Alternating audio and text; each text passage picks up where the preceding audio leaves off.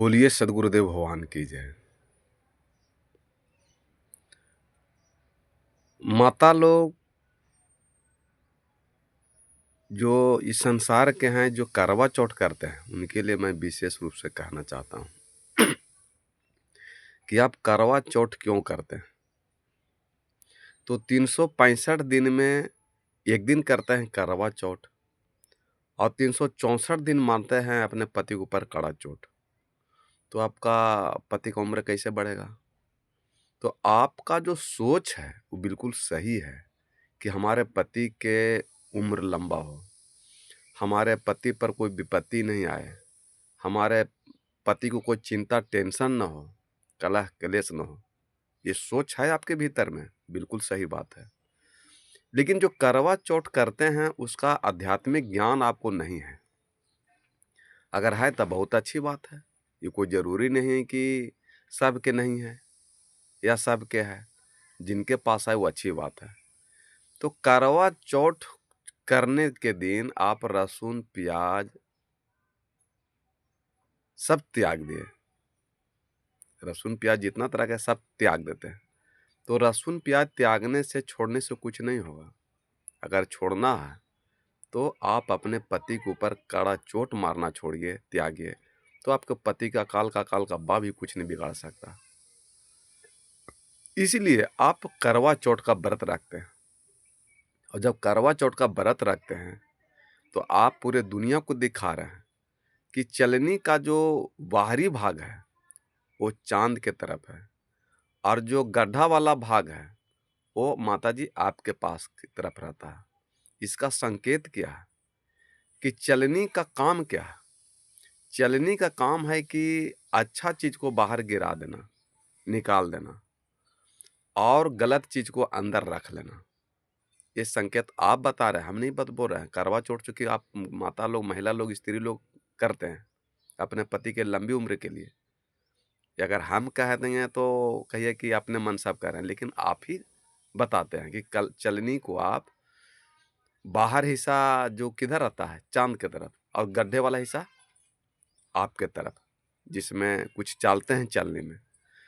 तो चलनी से जब कुछ चालते हैं तो बढ़िया चीज नीचे गिर जाता है और खराब चीज अंदर रह जाता है।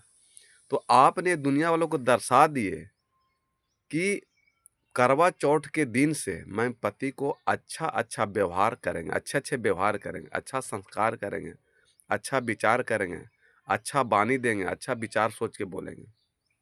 ये आपने कहे, आत्मा पर हाथ धर के बोलिए कि हम कह रहे हैं अपना मन से बना के, कि आप खुद कर रहे हैं कि हे ईश्वर, हे परमात्मा, हे भगवान। इस चलनी के माध्यम से बता रहे हैं आप कि आपके अंदर में जो भी गलत सोच है वो आपके भीतर में ही रह जाए और बढ़िया सोच विचार कर वाणी कर्म अपने पति को दीजिए। तो आपका पति का काल का बा भी कुछ बिगाड़ नहीं सकता। लेकिन दुर्भाग्य की बात हो जाता है कि एक दिन करवा चौथ करते हैं और चलने से आप चांद को भी देखते हैं, पति को भी देखते हैं। तो एक दिन तो आप सारा बुराई को अंदर रख लिए और सारा बढ़िया वो दिन दिखाए, संस्कार बुद्धि ज्ञान बुद्धि, गोड़ लगना, मांस देना, सामान देना, पंगत कराना, ये पानी पीते हैं, व्रत को तोड़ते हैं, अच्छा चीज करते हैं। लेकिन दूसरे दिन से क्या होता है? दूसरे दिन से चलनी के अंदर में जो है जो बुराई वो बाहर जाता है और अच्छाई अंदर रह जाता है। यही दुख का कारण हो जाता है कि 365 दिन में एक दिन करते हैं करवा चौथ और 364 दिन मानते हैं कड़ा चौथ। तो कैसे आपका पति का उम्र बढ़ेगा? तो पर्व जो कर रहे हैं आप, भगवान को जो याद कर रहे हैं, उसका सारांश क्या हुआ? इसका सारांश यही होता है कि आप अपने पति के ऊपर कड़ा चोट नहीं मारे, अहंकार नहीं दिखाइए, क्रोध नहीं दिखाइए, घमंड नहीं दिखाइए, गलत बानी नहीं बोलिए। तो आपके पति को अगर खाते हैं 5 रोटी तो खाने लगेंगे 7 रोटी। लेकिन अगर आप कड़ा चोट मारिएगा तो खाई के 5 रोटी तो खाएंगे 1.5 रोटी, सवा रोटी। तो आपके पति कमजोर होंगे कि मजबूत होंगे? गाड़ी चलावे के 20 का स्पीड में जब आप उनसे नम्रता विनम्रता सहनशीलता से बात करिएगा तो आपके पतिदेव गाड़ी चलाएंगे 20 का स्पीड में। लेकिन जिस दिन अहंकार क्रोध घमंड गलत बानी बोलिएगा उस दिन गाड़ी चलावेंगे 100 का स्पीड में। तो 100 का स्पीड में जो गाड़ी चलावेंगे तो आपके पति का एक्सीडेंट हो सकता है। भगवान नहीं करे कि ऐसा हो, लेकिन हो सकता है। आप विचार करके देख सकते हैं।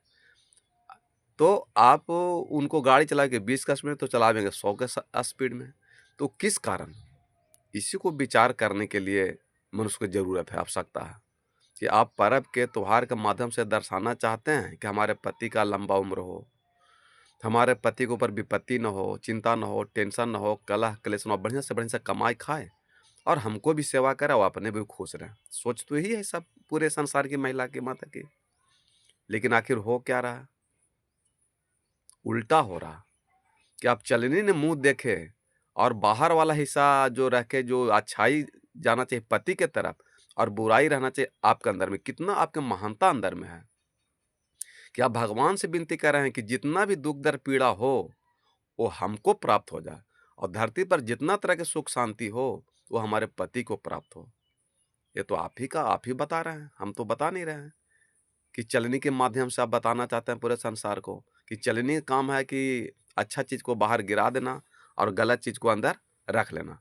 यानी स्त्री माता बहन के अंदर से जो गलत भावना विचार है वो अंदर रह जाए और अच्छा-अच्छा संस्कार बुद्धि व्यवहार है जो आपको पति को प्राप्त हो जाए। तो आपके जीवन में सुख शांति आ सकता है। लेकिन एक दिन करते हैं करवा चौथ और 365 दिन में एक दिन करते हैं करवा चौथ और 364 दिन मारते हैं करा चौथ। छोड़ना चाहिए गलत वाणी, विचार, आचरण, व्यवहार छोड़ना चाहिए। तो लहसुन, प्याज छोड़ते हैं, मांस, मछली छोड़ते हैं, वो सब से छोड़ने से क्या होगा? हैं? वो सब त्यागने से नहीं होगा। लेकिन आप अहंकार, क्रोध, घमंड, लोभ, मोह, बेईमानी, शैतानी, दारू, ताड़ी, मांस, मछली, मुर्गा, चोरी, बेईमानी, निंदा, शिकायत अगर छोड़ देते हैं, तो ये आपके आंतरिक परम तत्व परमात्मा को प्राप्त कीजिएगा, सुख शांति मिलेगा। वो भौतिक जीवन के लिए। लेकिन आपके जीवन में जीने के लिए तो सारा अच्छा ही पति को देना पड़ेगा। दया, प्रेम, नम्रता, विनम्रता, संस्कार, आचरण, वाणी में पवित्रता हो, विचार शुद्ध हो, तो आपके दोनों को जीवन में सुख शांति आ सकता है। लेकिन सोचिए कि जो नारी अपने पति को बादशाह बना करके खुद पत्नी राज कर सकती है। लेकिन स्त्रियां, नारियां अपने पति को गुलाम बना करके खुद पत्नी गुलाम बने हुए। तो आपके पति जब बादशाह हो गए तब ना आप उनके पत्नी बादशाह होइएगा। तो पति आपके गुलाम हैं तो आप बादशाह कहाँ से हो सकते हैं? तो जो स्त्री अपने पति को बादशाह बना देते हैं सुख शांति दे करके, वही स्त्री बादशाह सुख शांति प्राप्त कर सकता है। इतना तो ऐसे संभव नहीं है। लेकिन दोनों हाथ करे ताली लगता है, एक हाथ करे तो ताली लगता नहीं है। जैसे पत्नी कह रही कि हे पतिदेव आप सिगरेट, गुटखा, दारू छोड़ दीजिए। लेकिन पति कहता है कि हम तोरा छोड़ देंगे, लेकिन दारू, गुटखा, सिगरेट नहीं छोड़ेंगे। तो आप वो पत्नी के साथ शादी विवाह किए हैं, जीवन साथी बनाए कि दारू को जीवन साथी बनाए, गुटखा, सिगरेट को जीवन साथी बनाए? तो नारी पुरुष दोनों एक मत होहि, जुग जुग राज करे नर सोई। जब तक दोनों का विचार एक नहीं होगा, तब तक मंजिल पर कैसे पहुंचिएगा? जैसे साइकिल में दो पहिया है, तो दो पहिया में एक पहिया भी अगर पंचर हो जाएगा, चाहे बिगड़ जाएगा, टायर फट जाएगा, तो आप मंजिल पर पहुंच जाइएगा? सवाल आएगा कि नहीं पहुंचेंगे। उसी प्रकार ये भाव सागर जीवन को पार पाने के लिए, पूरे जीवन में सुख शांति से जीने के लिए, ये नारी पुरुष दोनों पहिया है। ये दोनों पहिया, दोनों चक्का सही रहेगा तब ना सुख शांति मिलेगा। तो पत्नी के बात भी पति को मानना चाहिए और अब पति भी पत्नी को बात मानना चाहिए। तो दोनों अगर बात मिला के बात मान करके अगर चलते हैं जीवन में, तो आपको जीवन में सुख शांति आ सकता है। लेकिन पत्नी कहती कि जी गुटखा सिगरेट छोड़ दे, तो कहता है कि तोरा छोड़ देंगे, लेकिन दारू गुटखा सिगरेट नहीं छोड़ेंगे। तो फिर आपका दुख दर्द पीड़ा कैसे छोड़ सकता है? आपको टेंशन कैसे छोड़ सकता है? इसलिए आप अंदर से एक एक विषय वासना बुराई को चुन चुन के निकाल के फेंक दीजिए। तो आपके भीतर में फिर परमात्मा आपको चुन चुन के अच्छाई देंगे, सुख शांति देंगे, आनंद देंगे। तो जितना आप विषय वासना बुराई को चुन चुन के बिगिएगा, उसे कई गुना बढ़ा के परमात्मा ईश्वर आपको चुन चुन के अच्छाई देंगे, संस्कार देंगे, सुख देंगे, शांति देंगे, आनंद देंगे। इसलिए नारी पुरुष दोनों एकमत हों ही, जुग जुग राज करे नर सोई। अगर पति के लिए पति के लिए पत्नी देवता है, तो पत्नी के लिए अगर पति देवता है, तो पति के लिए भी पत्नी देवी है। ये नहीं खाली कि नारी के लिए पति देवी है, देवता है, और उसको आप मसल दीजिए पत्नी को, ऐसा नहीं होना चाहिए। क्योंकि एक स्त्री का अपने पति के ऊपर इतना बड़ा एहसान है, वो आज तक धरती पर कोई पुरुष चुका नहीं पाया, न चुकाया है और न आगे चुका सकता है। एक स्त्री का अपने पति के ऊपर इतना एहसान है कि उसका एहसान पति नहीं चुका सकता। फिर भी पति जो है अपने पत्नी को हमेशा सताते रहती है, या डांट डपट करते रहती है, या अपने को नीचा समझते हैं। नीचा मत समझिए पत्नी को, कभी भी नहीं। दोनों एक समान है। जो परमात्मा आपके भीतर में है, पुरुष में, वही परमात्मा आपके पत्नी में भी है।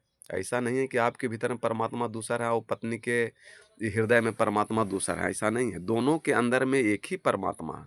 जो पुरुष के अंदर में परमात्मा है, वो स्त्री के अंदर में वही परमात्मा है। इसलिए दोनों का एक समान है।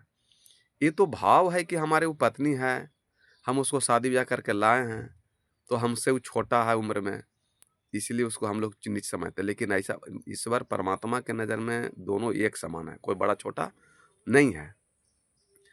और जिस पत्नी ने आपके लिए माता पिता को छोड़ा, भाई बहन को छोड़ा, सगे सहेली को छोड़ा, अपने जहाँ जन्म ली, पली पोसाई, उस पूरे संसार को वहाँ छोड़ करके चला आपके पास, तो उस पत्नी के कहने के ऊपर अगर आप दारू ताड़ी मांस मछली मुर्गा नहीं छोड़ते हैं, तो ये कितना दुर्भाग्य की बात है। इसलिए दुख का कारण हो रहा है आज पूरे संसार में। तो स्त्री का कितना त्याग है अपने पति के ऊपर, जो पति आज तक चुकता नहीं कर सकता है। जैसे स्त्री का देखिए, उसका अपने जीवन में कुछ नहीं है अपना। स्त्री का जो आपके पत्नी हैं, उनके अपना जीवन में कुछ नहीं है। जैसे स्त्री का मांग उसका अपना है, लेकिन सिंदूर पति के नाम से। कान उसका अपना है, लेकिन कनवाली पति के नाम से है। नाक उसका अपना है, लेकिन नाक में पहनने वाली जो, क्या बोलते हैं उसको, नथुनी, नथुनी बोलते हैं कि गुल्फी, गुल्फी खाने वाला नहीं, पहनने वाला गुल्फी, नथुनी, वो नाक आपका है, स्त्री का होता है, लेकिन वो उसमें जो पहन रहे हैं नथनी, वो पति के नाम से। गला स्त्री का है, पत्नी का आपका है, लेकिन मंगलसूत्र पहने पति के नाम से।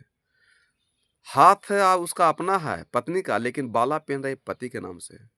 पैर उसका अपना है, लेकिन पायल भी पहन रहा है पति के नाम से।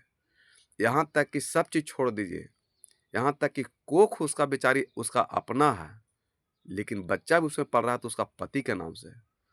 सोच लीजिए कि इतना त्याग एक स्त्री करता है अपने पति के ऊपर, कि आंख नाक कान मांग नहीं, मांग कान नाक गला हाथ पैर सब उसका अपना है, लेकिन उसमें गहना पहनने वाला जितना है वो सब पति के नाम से है। यहाँ तक कि उसका कोख अपना है, लेकिन उसमें बच्चा ही पड़ रहा है तो उसके पति के नाम से। तो एक स्त्री का अपने पति के ऊपर इतना त्याग है कि उसके अपने जीवन में कुछ नहीं है, सब पति का है। उसके बावजूद भी कहते हैं कि हम पत्नी को छोटा समझेंगे, नीचे दबा देंगे, मारेंगे पीटेंगे गरियाएंगे। ये उचित नहीं है, कभी भी नहीं। कितना आसान है, कोई समझ में आता है पुरुष के, ये कितना बड़ा आसान है हमारे पत्नी का हमारे ऊपर है, उसका कुछ नहीं संसार में है।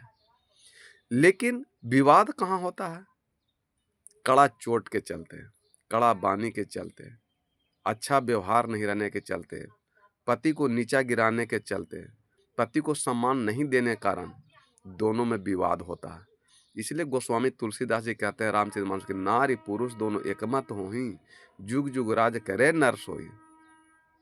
अगर पति पत्नी एक हो जाइए, बाप बेटा एक हो जाइए, माता पिता एक हो जाइए, व्यवहार संस्कार में गांव का समाज एक हो जाइए, तो आपका जीवन में सुख शांति आ सकता है। इसलिए जीवन में आप चाहते हैं कि हमारा जीवन में हो सुधार, तो पहले वाणी में कीजिए सुधार, भोजन में कीजिए सुधार, आचरण में कीजिए सुधार, व्यवहार में कीजिए सुधार, तो आपका जीवन से हो जाएगा फिर उद्धार, फिर नहीं आपको दुख दर्द पीड़ा सताएगा। इसलिए आप चाहते हैं कि हमारे जीवन में सुख शांति आनंद हो, तो सबसे पहले वाणी मीठा कीजिए, आचरण मीठा कीजिए, संस्कार मीठा कीजिए, तो आपके जीवन में मिठास आ सकता है। ऐसे कतई संभव नहीं है कि आ सकता है। इसलिए सदगुरु कबीर साहब कहें कि मीठा सबसे बोलिए, सुख उपजे चहुओर, वशीकरण यह मंत्र है, तजिए बचन कठोर। शब्द सम्हारे बोलिए, शब्द के हाथ न पाँव, एक शब्द औषधि करे, एक शब्द करे घाव। मधुर बचन है औषधि, कटुक बचन है तीर, समन द्वारे संचरे, साले सकल शरीर। बोली तो अनमोल है, जो कोई बोले जान, ही तराजू तौलिए, तब मुख बाहर आन। मृदवानी सुंदर स्वभाव, सभी सुखों का खान है, प्रेम की गंगा बहे जहां पर, वह घर स्वर्ग समान है। देखिए सदगुरु कबीर साहब वाणी पर कितना बात बोले हैं। इसलिए आज जो वाणी है वो बान हो गया है, और वही बान से पूरा संसार घायल हो रहा है, मर रहा है, त्रस्त है।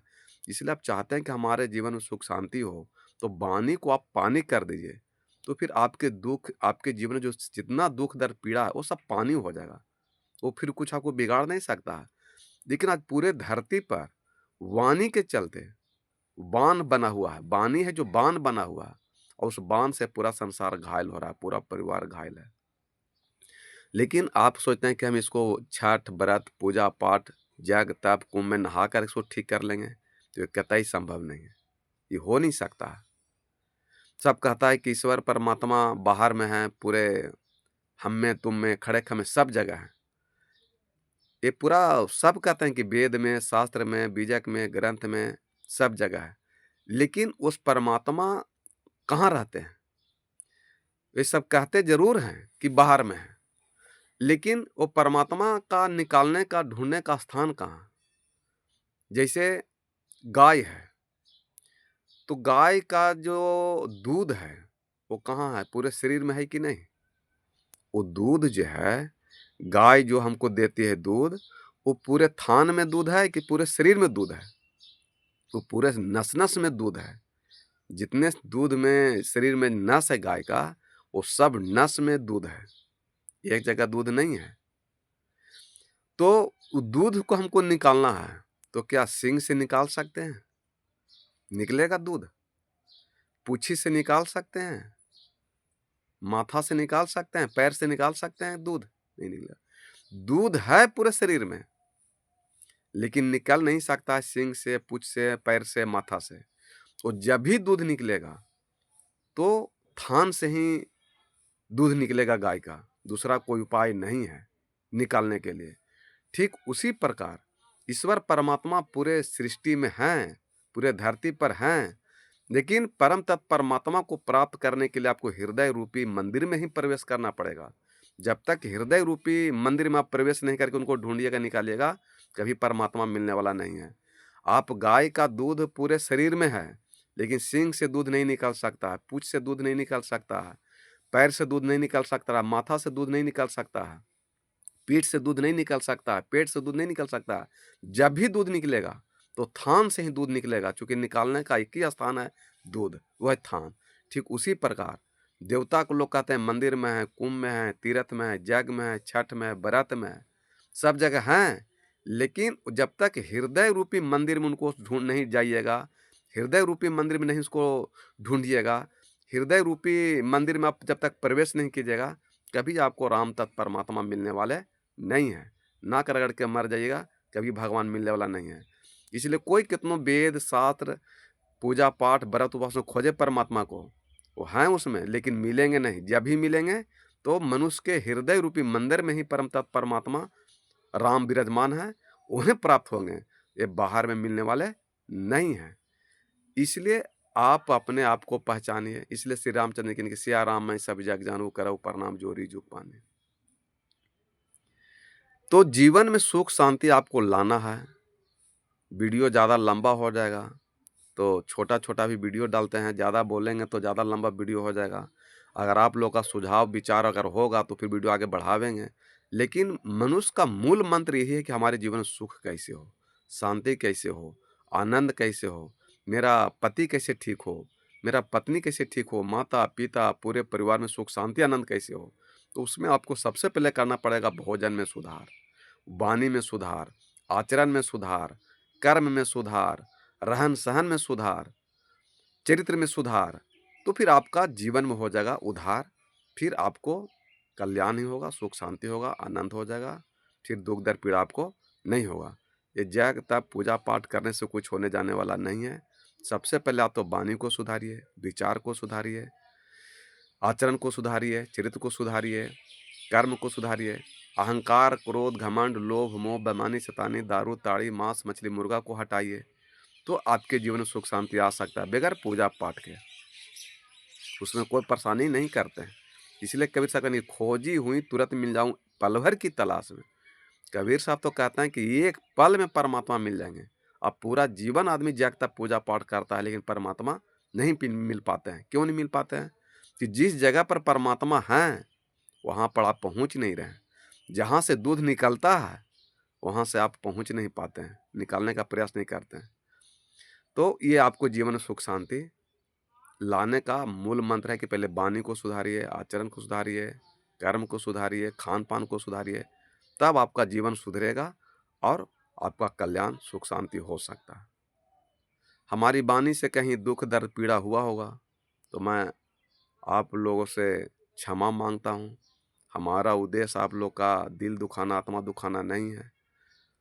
सुख शांति देना, आत्मा, परमात्मा, राम के बारे में बात बताना, या फिर आपके जो पति पत्नी में, माता पिता में, बाप बेटे में जो झगड़ा झंझट होता है उसके बारे में हमको बताना उद्देश्य है। लड़ाई कराने का उद्देश्य हमारा नहीं है। इसलिए गम खा लीजिए, घर में छूक जाइए, क्षमा मांग लीजिए, माफ़ी मांग लीजिए, तो आपके जीवन में सुख शांति आ सकता है। घर में हारना सीखिए, जीतने का प्रयास मत कीजिए। और घर में लोग जीतने का प्रयास कर, आज क्या है, पत्नी जीतना चाहता है पति से, तो आप पति हार भी जाएंगे और पत्नी जीत भी जाएंगे, लेकिन पत्नी जीत के भी हार जाएगी और पति हार के भी जीत जाते हैं। इसलिए चाहे घर में हारने का प्रयास कीजिए, परिवार में क्या जीतना है। जो परिवार में जीतने का प्रयास करता है वो संसार से हार जाता है, और जो परिवार में हारना चाहता है वो संसार से जीत जाता है। तो परिवार तर हारने का प्रयास कीजिए, जीतने का प्रयास मत कभी मत कीजिए। लेकिन आज पूरा धरती पर है कि परिवार में जीतने का प्रयास करेंगे, कोई हम किसी से कम है, कि हम गलत कर्म के नाक कटा लिए, गलत कर्म के हमको कोई झुका देगा, ये सब विचार नहीं आना चाहिए। प्रेम पूर्वक से रहिए, आनंद से रहिए। श्री रामचंद्र जी क्या कहते हैं कि प्रातः काल उठ के रघुनाथा, माता पिता गुरु नावहि माथा, आयु समांग करहि पुर काजा, देखें चरित हरिशमन राजा।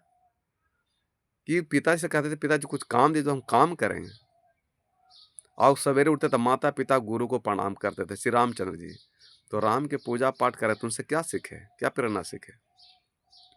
तो राम को आचरण पर चलना है, राम के चित्र को देख करके नहीं चलना है। राम को जो अपने जीवन में आचरण अपनाए थे